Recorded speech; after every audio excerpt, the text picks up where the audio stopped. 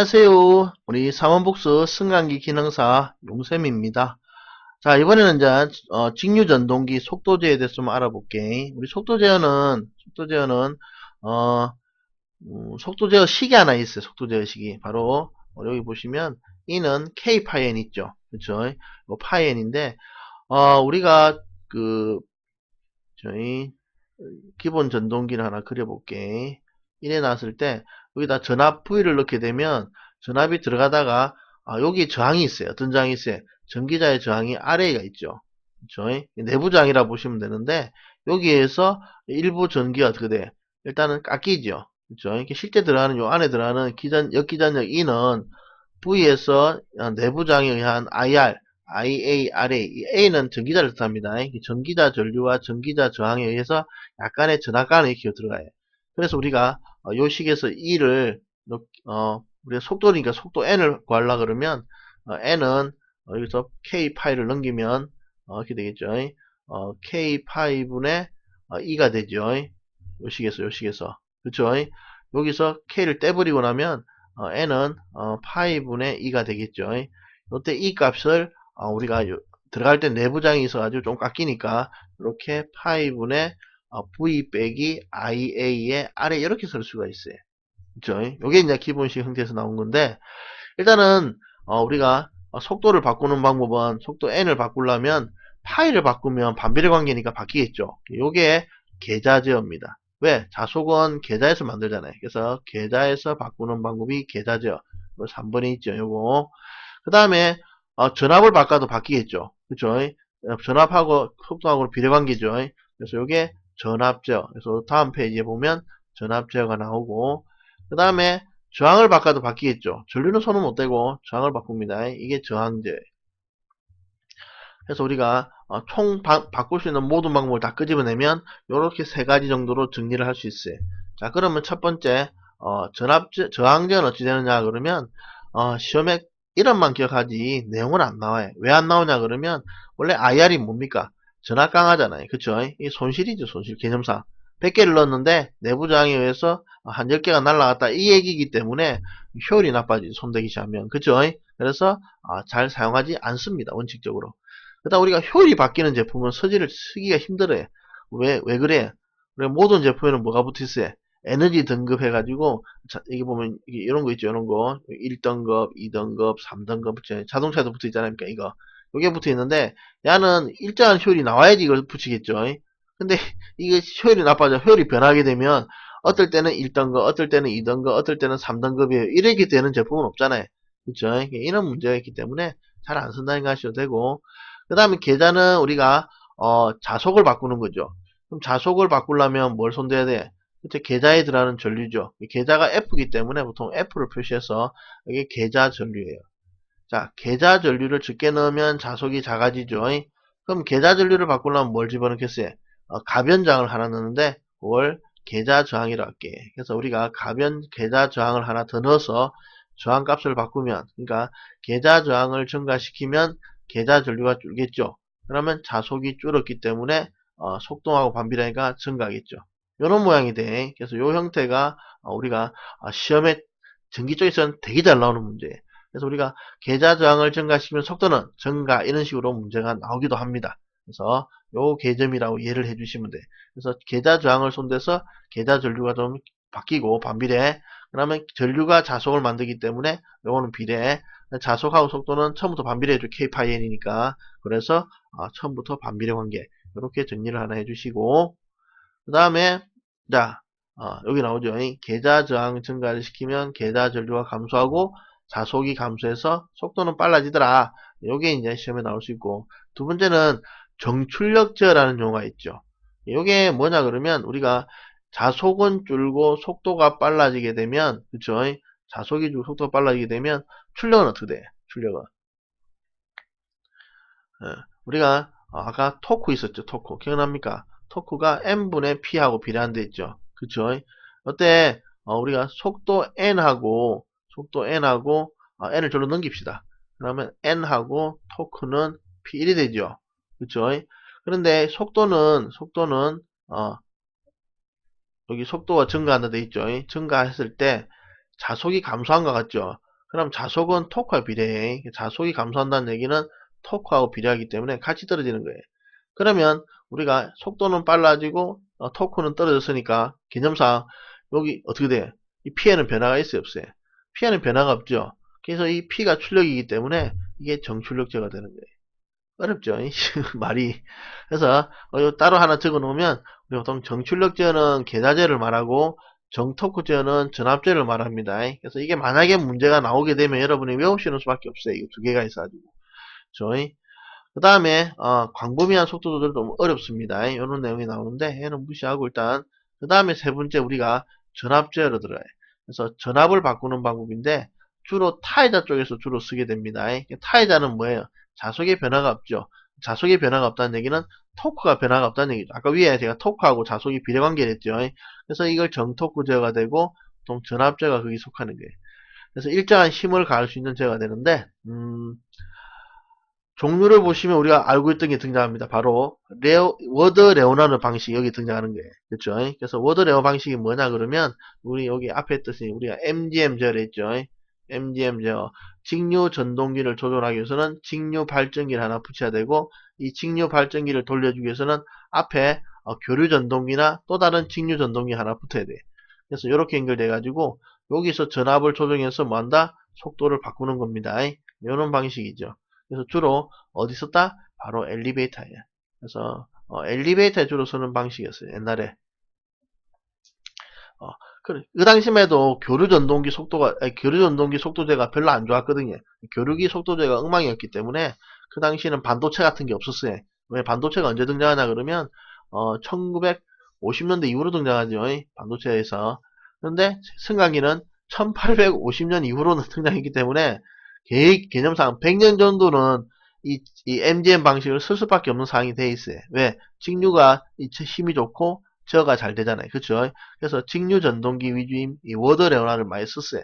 그러다가 이제 반도체 나오면서부터 교류 전동기가 점차 이제 VVVF 방식으로 점점 좋아지는 거예요. 그래서 이제 그때 가서 비로소 뭐가 된다? 이제 교류 전동기들이 주로 대체하게 된 겁니다. 이해가죠? 그렇게 이해해 주시면 되고 그 다음에 일건어 방식은 이거는 승강기에 못 써요. 일건어 방식은 마지막 MGM에다가 여기다가 굉장히 무거운 걸 하나 붙여놔요. 그러면 어떻게 돼? 처음에 돌릴 때, 기동할 때 어떻게 돼? 잘 안 돌겠죠? 대신에 한 번 돌면 이제 무게 때문에 막 돌다가 대신에 이제 정지할 때 정지가 잘 안 되겠죠? 무거우니까. 그쵸? 그래서 보통 이런 거는 제철용, 제철소 같은데, 철 같은데 할 때 힘이 좋으니까 대신 무게 때문에 이런 데 쓰지, 엘리베이터는 데 쓰지를 없어요. 그래서, 전기 쪽에는 이런 문제가 있어요. 다음 중, 일건어 방식을 사용할 수 없는 데는 뭐다? 엘리베이터, 이렇게 나오는 문제도 있어요. 참고로. 그 다음에 세 번째, 직병렬 제어는 우리가 직렬과 병렬을 바꿔서 제어하게 되면 전압을 두 개를 쓸 수 있죠. 그러니까 무슨 말이냐 그러면, 모다를 이렇게 직렬로 연결하게 되면, 어떻게 돼? 여기에 100V를 걸었을 때, 저희 여기 각각 얼마씩 걸려요? 그냥 50V씩 걸리잖아요. 그쵸? 50V 걸리고 만약에 이걸 병렬로 꽂으면 어떻게 돼? 병렬로 꽂으면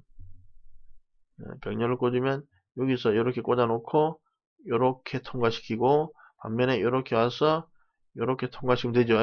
이러면 병렬돼 버리죠. 그럼 각각 얼마씩? 얘도 100V, 얘도 100V 걸리죠. 그쵸? 그러니까 이 직병렬 제어는 전압을 몇 개를 걸 수 있다? 두 개를 걸 수 있죠. 그래서 두 가지 전압을 걸어서 속도를 2단으로 사용할 수 있는 그런 특징이 가집니다. 반면에 이제 초포는 뭐냐 그러면 초포는 직류를 다른 크기의 직류로 바꾸는 반도체 방식이에요. 그렇죠? 그래서 이제 여기 좀 발전하게 되면 뭐가 된다?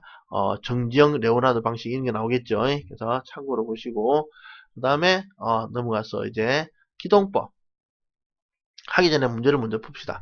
자, 승강기 속도 제어에 필요한 제어법이 아닌 것은 했는 물었는데 계좌 제어 있었죠. 저항 제어 있었죠. 전압 제어 있었습니다. 답은 2번에 전류 제어법은 없었어요. 이 문제가 직류 전동기란 말을 앞에 붙여줘야 되는데 왜 이게 교류 전동기도 있잖아요. 그쵸?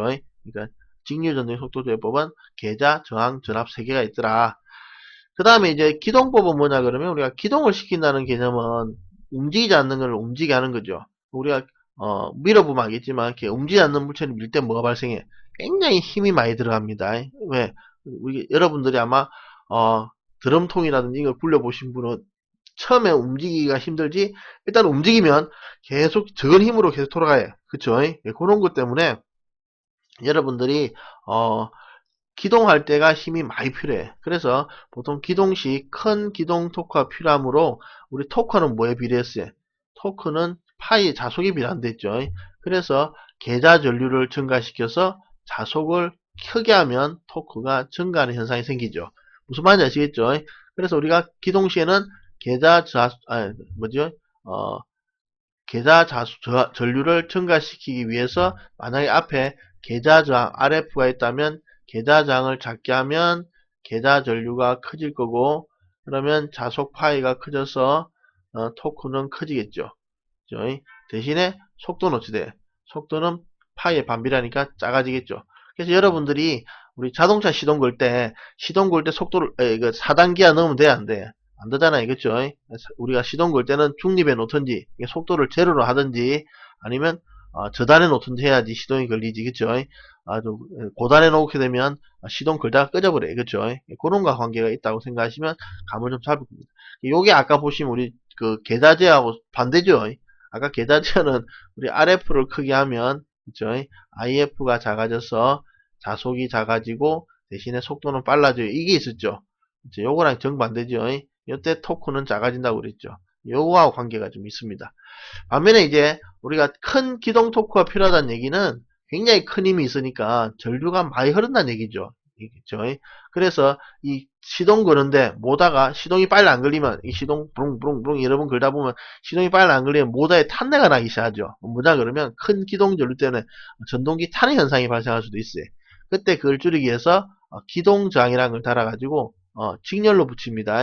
직렬로 붙여서 전류를 줄이는 방법을 쓰죠. 기동 전류를. 그걸 이제 해서 기동법은 뭐예요? 그러면 계좌 저항은 작게 해서 자속을 크게 해서 토크를 크게 하고 기동 토크는 크게 하고 기동 전류는 작게 하는 방법을 쓰더라. 이 정도 정리해 두시면 될 것 같아. 자, 그 다음에 자, 제동법으로 들어갑니다. 이 제동법은 유도전동기 쪽에서 주로 나오고 직류기에서 잘 안 나오는데, 일단은 우리가 발전 제동이라는 게 있는데, 여기서 우리가 아는 제동은 브레이크는 뭐 있어요? 기계적인 브레이크죠. 우리가 뭐 브레이크 드럼을 돌려가지고 라이닝에다가 마찰을 시켜서 마찰에 의해서 정지하는 이런 거는 보통 기계적인 제동이고, 여기서 말하는 제동은 전기적인 제동이에요.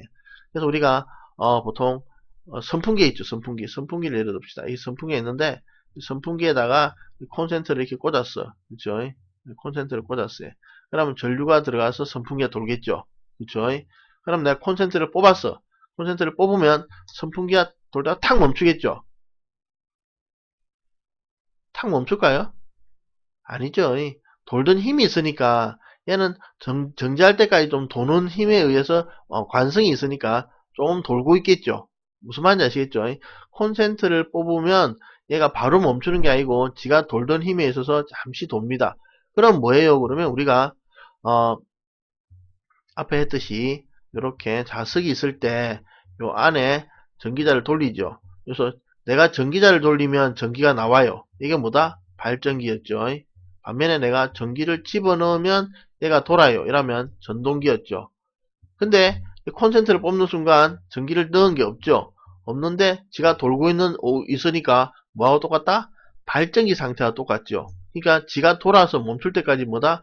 발전기 역할을 하게 되죠. 그래서 이름이 발전제동이에요. 그래서 전기를 끊어내면 지가 완전히 멈출 때까지는 어떤 상태로 놓인다? 발전기 상태로 놓입니다. 그때 전류가 의 방향을 조절해서 제동을 시킬 수 있는데, 이때 전류가 지가 전류를 만들죠. 발전기 상태니까.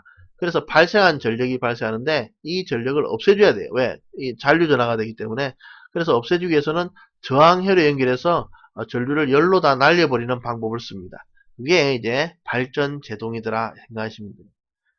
그 다음에 두 번째는 회생 제동이 나오는데, 자, 이 전기를 다 버리니까 아깝잖아요. 이 전기를. 그쵸? 열로 다 날리니까 이 전기를 쓰겠다 해가지고 발전 제동에서 만들어진 전기를 밖으로 빼가지고 쓰려고 합니다. 그러면 어떤 일이 있어야 돼?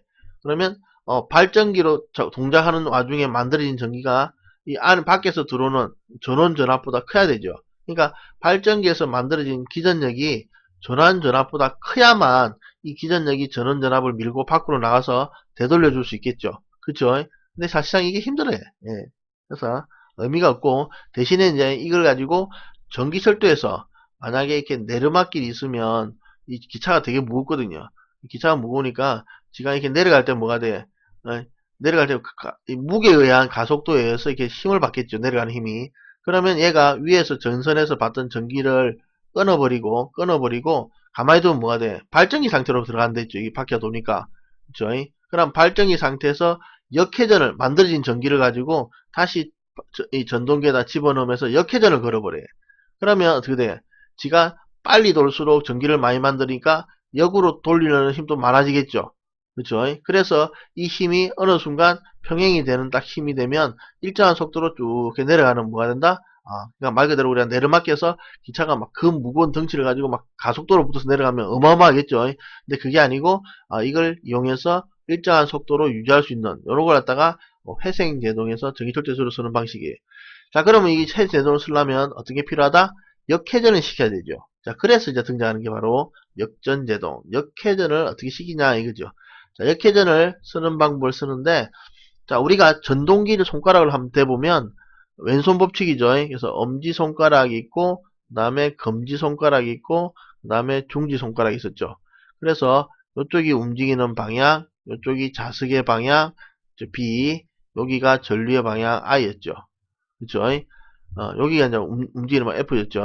근데 여기서 만약에 I만 바꾸면 어찌 돼? 요렇게 B 방향 그대로 두고 I만 요쪽 방향에서 절로 바꾸면 어찌 돼? 그러면 손가락이 F가 밑으로 가버리죠.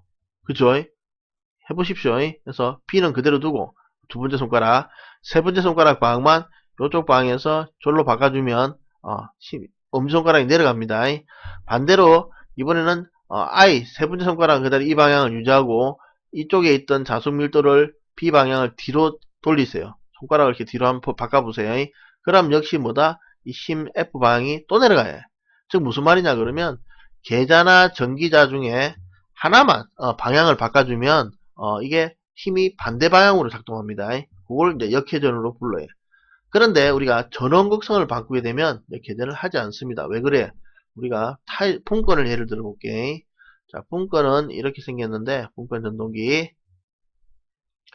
자, 만약 여기가 플러스 마이너스였으면 이렇게 들어가죠. 전기자 전류의 방이 이렇게 되고 계자의 전류 방이 이렇게 돼. 그럼 이 상태에서 돌고 있는데 만약에 내가 극성을 바꿔가지고 얘를 마이너스 얘를 플러스로 바꿨어요. 그러면 전류의 방이 이제 이래 들어가죠. 이래 들어가니까 전기자의 전류 방은 반대로 됐죠. 그런데 계자의 전류 방도 어떻게 돼? 얘도 반대가 되죠. 그래서 여러분이 손가락을 여기 여기 자석의 방향 B를 뒤로 놓고 이 방향을 B로 뒤로 놓고 그 다음에 여기로 있던 전류의 방향 I를 절로 반대로 여기로 놓고 이게 두 개를 바꿨어요. 그러면 여기 있던 F의 방향은 안 변합니다. 해보시면 알겠지만 그대로예요. 그대로. 그러니까 두 개를 다 바꾸면 하나만 바꿔야 되는데 두 개를 다 바꾸면 역회전 안 해. 말 그대로 전원을 극성을 변경할 경우에는 전기자와 계자 방향이 다 바뀌기 때문에 두 개를 다 바꿔버리면 역회전을 안 하더라. 이런 사항이 됩니다. 무슨 말인지 아시겠죠? 자, 그래서 여기까지 정리를 하시고 직육일을 마치도록 하겠습니다. 자, 수고하셨습니다.